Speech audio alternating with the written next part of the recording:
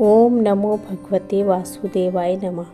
दोस्तों, आपने पिछली कथा तो सुनी ली होगी, नहीं सुनी है तो प्लीज़ सुन लीजिएगा। फिर आगे से यहाँ से अध्याय 3 यहाँ पे मैं शुरू करने जा रही हूँ। ऋषिगण बोले, हे महाभाग, नर के मित्र नारायण नारद के प्रति जो शुभ वचन बोले हैं वह विस्तार पूर्वक हमसे कहें। सूत जी बोले, हे द्विज सत्तमो, नारायण ने नारद के प्रति जो सुंदर वचन कहे हैं वह जैसे मैंने सुने वैसे ही कहता हूँ, आप लोग सुने। नारायण बोले, हे नारद, पहले महात्मा श्री कृष्ण चंद्र ने राजा युधिष्ठिर से जो कहा था वो कहता हूँ, सुनो। एक समय धार्मिक राजा अज्ञात शत्रु युधिष्ठिर छल प्रिय धृतराष्ट्र और दुष्ट पुत्रों के द्वारा धुत क्रीड़ा में हार गए।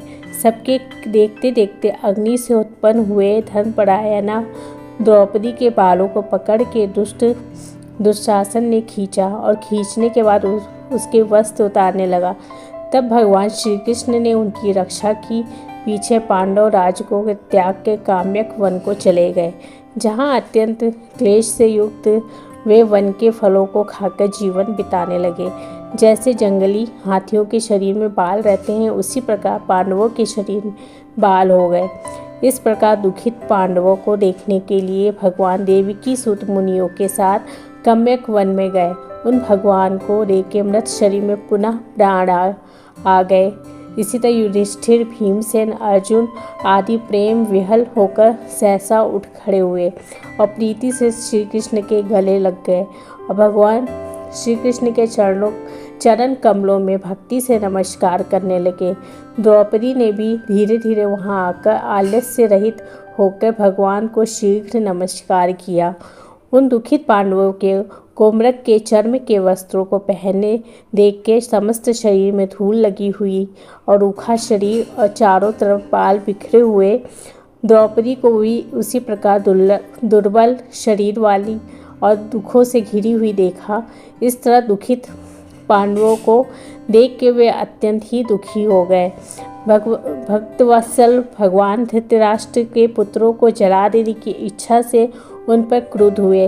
विश्व के आत्मा बाहों को चढ़ा गुरेर को देखने वाले करोड़ों काल के कराल मुख की तरह पुख वाले धधकती हुई प्रलय की अग्नि के समान उठे हुए और ओठों के दांत के नीचे जोर से दबा के तीनों लोकों को जला देने की तरह से ऐसे उद्युत हुए जैसे श्री सीता के वियोग में संतप्त भगवान रामचंद्र को रावण पर जैसा क्रोध आया था। उसी प्रकार से क्रुद्ध भगवान को देख के कांपते हुए अर्जुन कृष्ण को प्रसन्न करने के लिए द्रौपदी, धर्मराज तथा और लोगों से भी अनुमोदित होकर शीघ्र ही हाथ जोड़ के उनकी स्तुति करने लगे। अर्जुन बोले, हे कृष्ण, हे जगत के नाथ, हे नाथ, मैं जगत के बाहर नहीं हूँ, आप ही जगत की रक्षा करने वाले हैं। प्रभु, क्या मेरी रक्षा आप न करेंगे? जिनके नेत्र के देखने से ही ब्रह्म का पतन हो जाता है, उनके क्रोध करने से क्या नहीं हो सकता, ये कौन जानता है कि क्या होगा। हे संहार करने वाले, क्रोध का संहार कीजिए। हे तात के पात, हे जगत पते, आप ऐसे महापुरुषों के क्रोध से संसार का प्रलय हो जाता है। संपूर्ण तत्व का जानने वाले, सर्व वस्तुओं के कारक वेद और वेदांत के बीज आप साक्षात श्री कृष्ण हैं। मैं आपकी वंदना करता हूँ। आप ईश्वर हैं। आप चराचर आत्मकता संसार को आपने उत्पन्न किया है। सर्वमंगल के मांगल्य और सनातन के बीज रूप है। इसीलिए एक के अपराध से आपने अपने बनाए समस्त विश्व का आप नाश कैसे करेंगे? कौन भला ऐसा होगा जो मच्छरों को जलाने के लिए अपने घर को जला देता हो? श्री नारायण बोले, दूसरों की वीरता को मर्दन करने वाले अर्जुन ने भगवान से इस प्रकार निवेदन कर प्रणाम किया। सूत जी बोले, श्री कृष्ण जी ने अपने क्रोध को शांत किया और स्वयं भी चंद्रमा की तरह शांत हो गए। इस प्रकार भगवान को शांत देख के पांडव स्वस्थ हो गए। प्रेम से प्रसन्न मुख एवं प्रेम विहल हुए सबने भगवान को प्रणाम किया और जंगली कंदमूल फल आदि से उनकी पूजा की। नारायण बोले, तब शरण में जाने योग्य भक्तों के ऊपर कृपा करने वाले श्री कृष्ण को प्रसन्न जान विशेष प्रेम से भरे हुए नम्र अर्जुन ने बारंबार नमस्कार किया और जो प्रश्न आपने हमसे किया है वही प्रश्न उन्होंने श्री कृष्ण से किया। इस प्रकार अर्जुन का प्रश्न सुनकर श्री कृष्ण क्षण मात्र मन से सोच कर अपने सुहृद पांडवों को और व्रत को धारण की हुई द्रौपदी को आश्वासन देते हुए वक्ताओं में श्रेष्ठ श्री कृष्ण पांडवों से हितकर वचन बोले। श्री कृष्ण जी बोले, हे राजन, हे महाभाग, हे विभत्सो, अब मेरे वचन सुनो। आपने यह प्रश्न अपूर्ण किया है, आपको उत्तर देने में मुझे उत्साह नहीं हो रहा। इस प्रश्न का उत्तर गुप्त से भी गुप्त है, ऋषियों को भी नहीं विदित है। फिर भी हे अर्जुन, मित्र के नाते अथवा तो हमारे भक्त हो, इस कारण से हम कहते हैं।